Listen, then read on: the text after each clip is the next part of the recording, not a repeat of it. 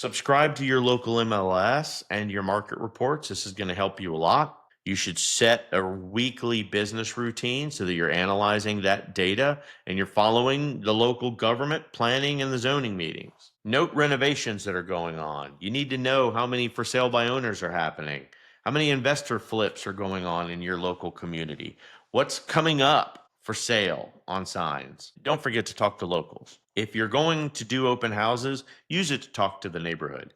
Talk to the neighborhood before the open house even opens and invite those houses to come by and see how you operate your business. And don't forget all of those people that are at the coffee shops and the parks and the dog areas that you go to.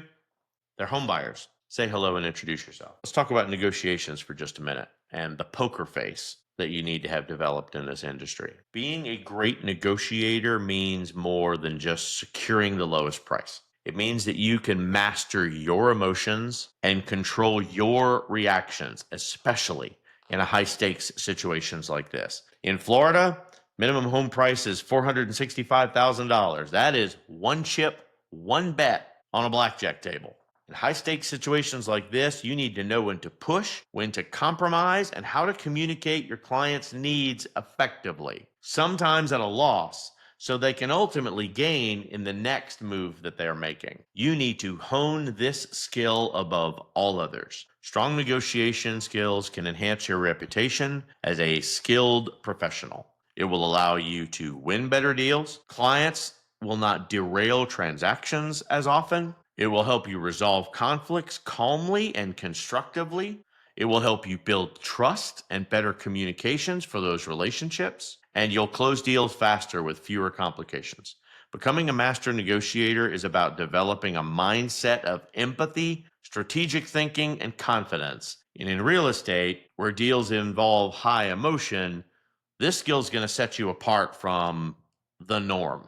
You will be a trusted, results-driven professional. You need to practice presenting pricing advice. You need to understand how to manage when you receive offers and how to present them. You need to talk more with emotional clients and learn how to use that to the transaction and to settle your client during complicated issues. And you need to be the very best at managing a bidding war. They happen often. It is important for you to be able to handle them, and it's important for you to not to overshare information, because the last person that typically talks is typically the loser. Don't be afraid of failure. And if you're going to fail, fail forward. It's an empowering mindset in an industry where rejection and unpredictability and setbacks are simply part of the operating strategy. Leads are going to hang up on you mid-sentence. Doors are going to be slammed in your face. People you thought were connected to you will ghost you, and deals will fall through at the last minute, no matter how hard you worked it. After a deal or an opportunity falls apart, you need to ask yourself what worked, what didn't work, what you should do differently next time. Simply learn from it. You need to track the insights from these failures and the near misses too, so that you can spot patterns. Remind yourself how far you've come and what you should continue to improve on. Normalize setbacks like this by reaching out to other realtors. Simply vent, blow off the steam, get it off your chest, share the experience so that you can remind yourself that you're not alone, because believe me, they've got a similar story. Important for you to prioritize that self-care. Remove some of those stressors. Take some time for yourself. Do that mediation, do that exercise, get that good quality sleep. Your partner set at home, your work-life balance is incredibly important to your real estate success. Yes, it takes a lot of time. You're going to need the willingness to learn, the willingness to be unavailable sometimes to your family and friends, because you need to be out hustling business when people are available for all of those fun times like evenings and weekends. But if you're willing to learn and you're willing to force yourself to be resilient, the rewards will easily help you bounce back. Which brings us to the process of this class. Boom or bust. What's the real estate agent market look like? From the Bureau of Labor Statistics, employment from real estate brokers and sales agents was flat in the last 2 years, projected to only grow by 2% in the next 10 years. This is slower than all other occupations that are tracked by the Bureau. There are some key factors that are affecting the job market of real estate agents. and they include the following things: interest rates. Higher mortgage rates always dampen home sales. This directly affects the demand for agents. Doesn't mean stop. That means that the market has shifted. You need to figure out if your niche is strong and hold to it. Housing market cycles. Periods of economic expansion in your area can increase the demand for housing and real estate, while the downturns will suppress it. Technology. Online listings and real estate platforms have changed so much and changed how agents interact with buyers and sellers that it's pushing agents to provide more personalized and value added services. Those of us out there that are considered old school, meaning we've been in the market or we've been in the industry more than a minute, had better be able to change. Technology will not slow down and it will not wait for you. So you need to be on the train because the train is already moving. With thousands of job openings expected throughout this next year, mostly from turnover and retirements, by the way, there is room to build lots of successful career if you are a driven agent, especially if you understand what is shaping the industry. Want some moral support?